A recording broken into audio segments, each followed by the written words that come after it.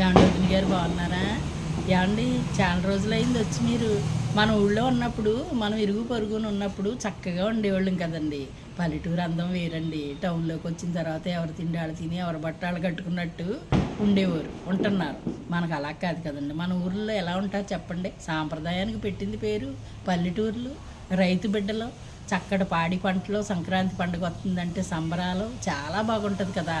ఎంత ఆనందంగా ఉంటుంది చెప్పండి. ఎక్కడెక్కడ ఉన్నవాళ్ళు వస్తారు. ఆ పిల్లలు వస్తున్నారని మనం చేసే పనులు ఇంత అంతా పనులా చెప్పండి. ఎండు పిండి వంటలన్నీ చేసేసి షెల్ఫ్ల నిండా నింపేసి పెట్టేస్తాం. ఎందుకంటే అది ప్రేమ. ఎక్కడి నుంచో దూరాల నుంచి వస్తున్నారు పిల్లలు, వాళ్ళు తినేసి పట్టుకెళ్తారు అని ఆనందం. ఆ పిల్లలు కూడా ఎంతో సంబరంగా ఎప్పుడు వెళ్ళిపోదామా, సంక్రాంతి పండుగ ఎప్పుడు వస్తుందా, ఎప్పుడు వెళ్ళిపోదామా అని చూస్తూ ఉంటారు. ఒక్కళ్ళం చేసుకునేవాళ్ళం అండి. అప్పుడు చేసుకునేవాళ్ళం కాదు, నలుగురు హెల్ప్ తీసుకునేవాళ్ళం.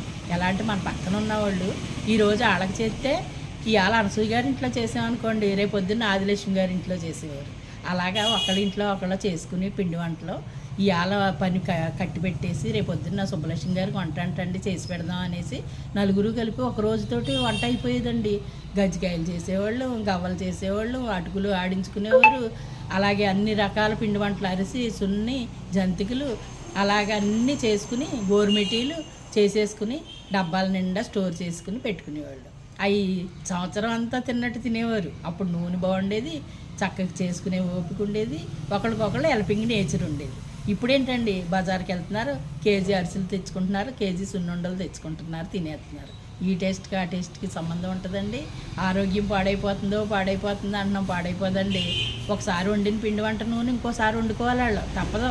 ఎందుకంటే ఇప్పుడున్న రేట్లు పెట్టి దాన్ని కూడా మనం అర్థం చేసుకోవాలి. వాళ్ళని తప్పు పట్టడానికి లేదు.